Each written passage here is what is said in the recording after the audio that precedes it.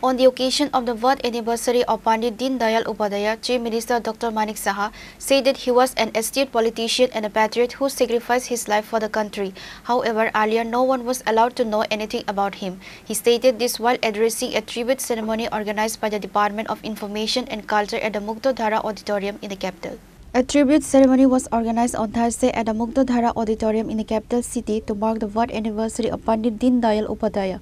The event was initiated by the Department of Information and Culture Affairs. Dr. Manik Saha, the Chief Minister, was present as a chief guest. Addressing the gathering, Chief Minister Dr. Saha stated that Pandit Deen Dayal Upadhyaya also spoke of integral humanism.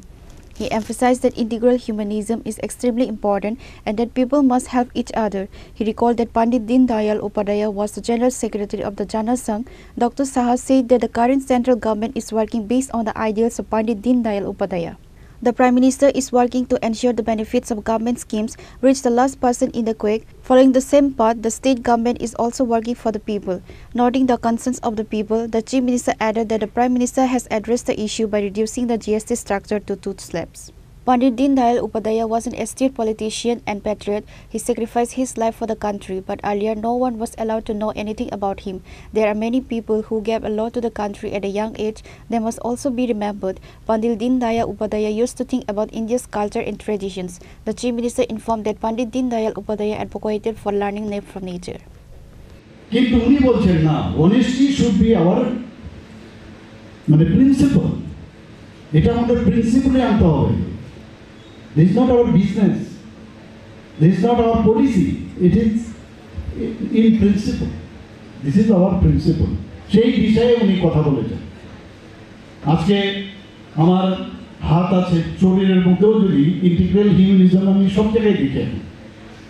আজকে একটু আগে আমরা রক্ত দাতাগণ সেখানে blood ডোনেশনের একটা মহারাজগঞ্জ বাজারে একটা ব্যবস্থা হয়েছিল। ওখানকার যে আমরা ফিশারি নিয়ে যারা কাজ করছেন সেখানেও এই যে একজনের রক্ত আরেকজনকে দিচ্ছেন, সেখানেও কিন্তু একই বিষয়। আমি সেই বিষয়টা এখনো বলছিলাম যে একে অপরের জন্য বাজারে গিয়ে রক্ত কিনতে পারবেন না, একজন আরেকজনকে বাঁচাতে হবে। তো এই যে বিষয় এগুলো দেখে উনি বললেন যে বিদেশ থেকে তাদের এখানে যে ক্যাপিটালিজম সেখানে একই অবস্থা, যে শ্রমিককে দাবিয়ে আমার পুঁজি বানাতে হবে, তো এটা চলবে না। এটা আবার আরেকদিকে বলছে না, মালিক পক্ষ শ্রমিক পক্ষ আলাদা আলাদা, তো এর মধ্যে সংঘাত, ক্যাপিটালিজমের মধ্যে আঘাত, যে কোনোভাবেই এই দুই বিষয়ে আমাদের কোনো দেশ সামনের দিকে এগোতে পারে না।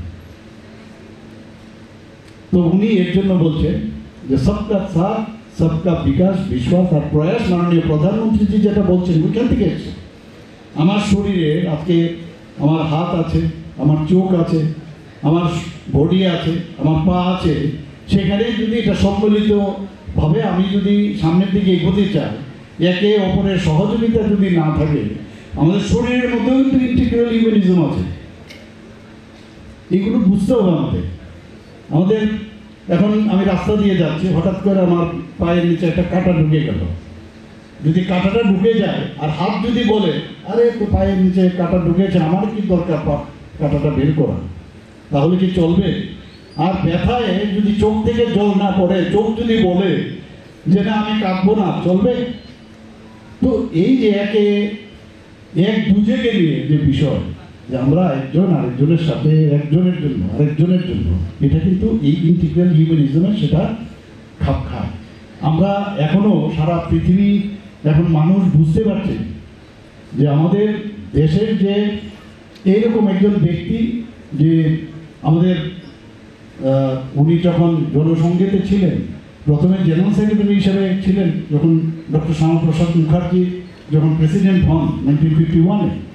পরবর্তী সময়ে উনি কিন্তু এই যে তথ্যটা দিলেন সব পার্টিতে, জনসংঘের ভারতীয় জনতা পার্টির যে পূর্বসূরি 1980-তে হয়েছে, তার আগে তখন উনি বললেন যে এটা আমাদের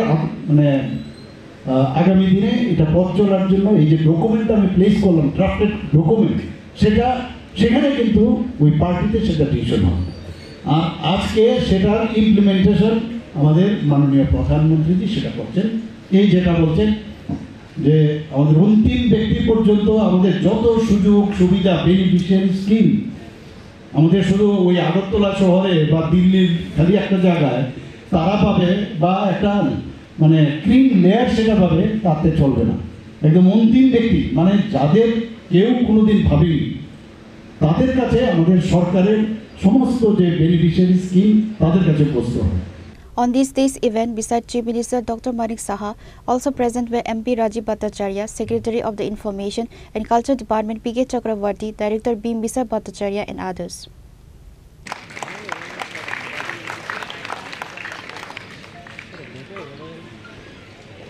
Reported by Pranav from Agartala, Chinikhara.